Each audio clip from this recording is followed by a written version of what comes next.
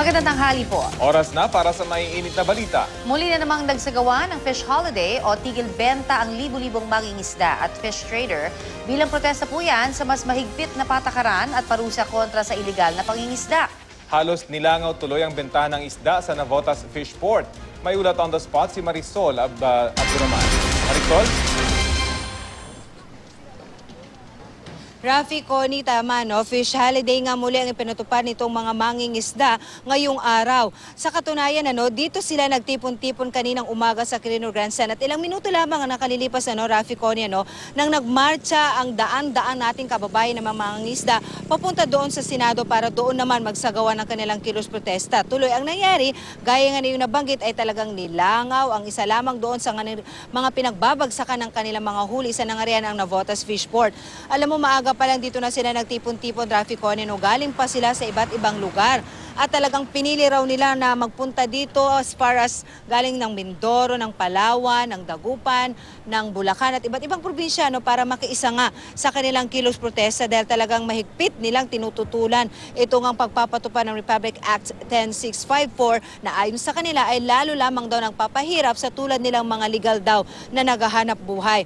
Nakakalungkot daw na lalo lamang daw silang ginigipit dito sa panibagong batas na ito na bagamat na alam naman daw nila na meron na nito pero the mere fact daw na nagkaroon ng mas mataas na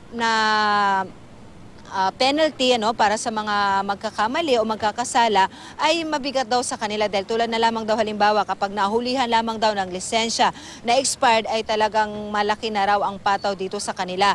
Ayon sa kanilang presidente, Rafi, ang presidente ng Federasyon ng mga mangingisda sa bansa, talagang nagsacrifice daw sila na hindi na muna maghanap buhay ngayon para daw ipakita ang kanilang pagtutol dito sa batas. At aim nga nila na magpunta ngayon doon sa Senado para makaharap itong mga mambabatas at magkaroon sila ng dialogo dahil para sa kanila, wag dapat ipatupad itong batas na ito. Kaya naman, Rafi, kanina, yung sitwasyon sa Navotas Fish Port ay talaga namang gaya nga ng inyong nabanggit, nilangaw dahil napakamatumal ng bentahan doon. Napakahalos malinis ang lugar doon na malayo-malayo sa normal situation na lagi natin nasasaksyan na malapiesta talagang senaryo dahil sobrang napakadami ng isda, banyi-banyera, mga isda talagang mga nandoon lamang sa pwesto na talagang napakarami ng mga namimili. Pero kanina, Rafi, talagang ayon mismo sa mga dispatcher na ating nakausap, yung usual na nasa 40 to 50 tons na mga isdang dumarating kanina, nasa 3 tonelada lang daw ang dumating. Kaya yung mga namimili rin, yung mga umaangkat na nagre-retail naman sa mga palengke, na karaniwang nakakabili doon ng 200 kilos. Kanina, wala pang 20 kilo ang kanilang nabili. Meron din naman doon na mga ilan-ilan lang, mga ilang kilo ang kanilang nabili dahil nga talagang kukunti rin ang dumating kanina.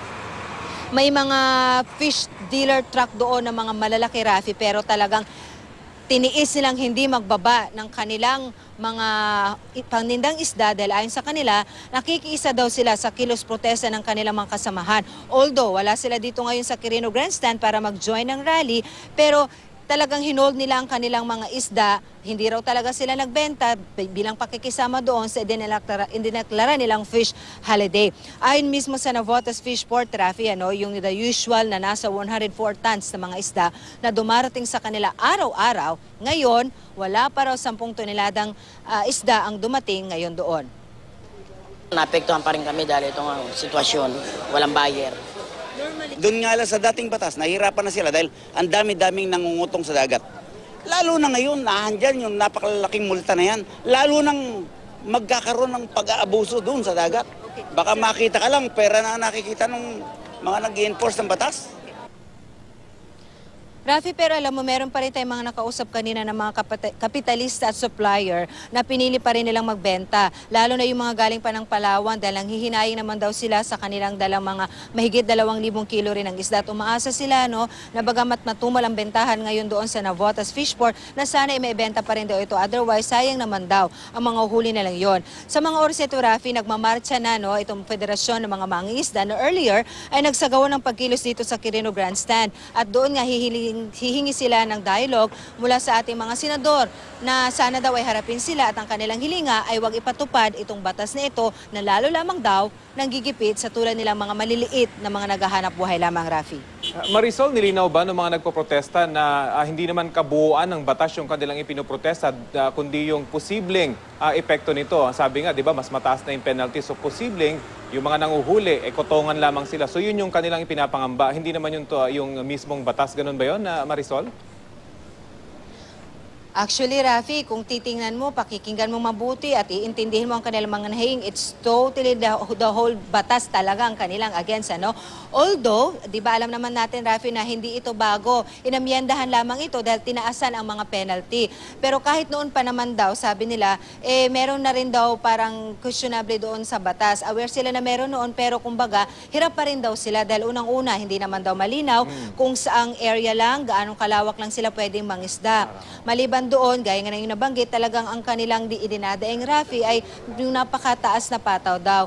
Kumbaga, magkano lang daw ang kanilang puhunan, magkano lang ang kanilang kinikita, pero pag nagkamali raw sila, ay napakalaking halaga raw ang kailangan nilang bayaran dahil dito sa panibagong batas na ito, Rafi. Pangalawang protesta na ito nila, fish holiday nila, Marisol, hindi ba? Pero nandun pa rin yung katanungan ng karamihan. Paano makakasira sa kanila?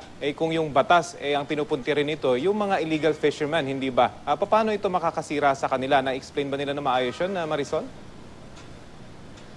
That's right, Rafi. Ito yung kanilang second fish holiday. At sinabi nga natin, sir, bakit naman po kayo mangangamba?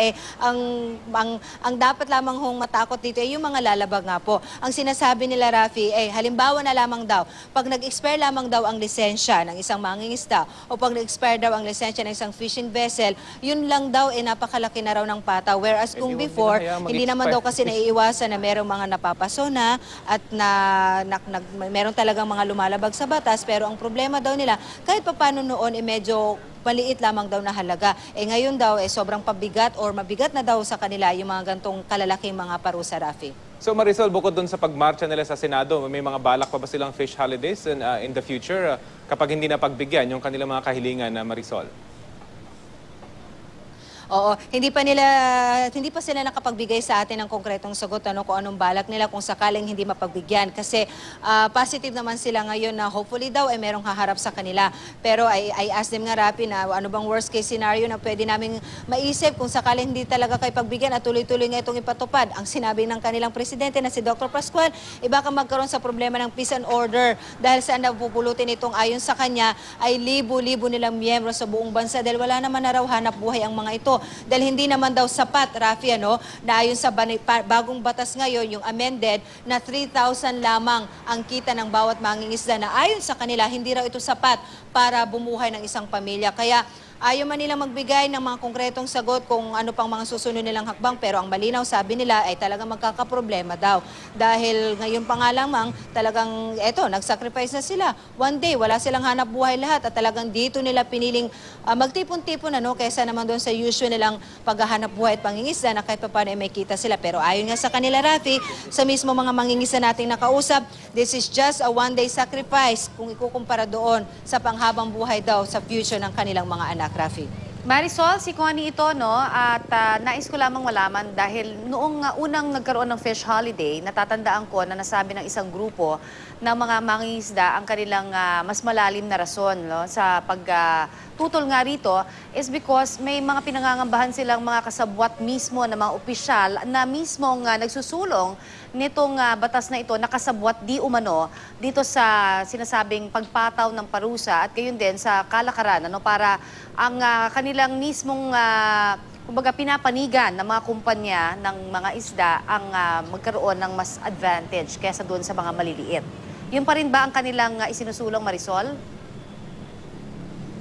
That's right, Connie. Una, ang pinangangambahan nila ay baka raw ang pagtingin pa lang sa kanila ng mga law enforcer, lalo na yung mga nasa dagat. Kasi ang kwento mismo sa atin ng mga mangingisda, para daw sila nagpapatentero sa dagat Pag may nakita sila, tingin sa kaliwa, sa kanan, sa harap, sa likod, at talagang umiiwas daw sila sa mga law enforcer dahil feeling nila, ang tingin sa kanila ay kwarta. Dahil imbes daw na ipatupad ng tamang batas, kukutungan daw sila, hindi sila paparusahan ng tama dahil dadaanin daw sila doon sa presyohan kung magkano ang kaya nilang ibigay para hindi na lamang sila makasuhan at hindi sila makulong. At pangalawa, Connie, yung binanggit mo mismo, dahil ayon mismo sa kanilang presidente na si Dr. Pascual, Ito daw ay dahil lamang doon sa isinusulong ng ilan, nakasabwat daw ang ilan sa gobyerno natin para payagan daw na magkaroon tayo ng importation. Isa nga sa binanggit nila ay yung tuna na ayon sa kanila ay 1% lamang daw kung ikukumpara doon sa 99% sa mga mangingisda na nanguhuli ng everyday na fish na consumption natin ng publiko. So ayon sa kanila, ito daw ay paraan lamang daw. Minadali raw ang batas na ito dahil ito raw ang requirement ng European Union para mapayagan ng Pilipinas para magkaroon nga doon ng yung importation ng mga tuna. So sabi nila, bakit naman natin iisipin in the future na mag-import ng isda kung tayo mismo dito kaya naman natin mag-supply ng mga isda natin dito sa ating mga kababayan, Connie. Maraming salamat, Marisol Abdurrahman.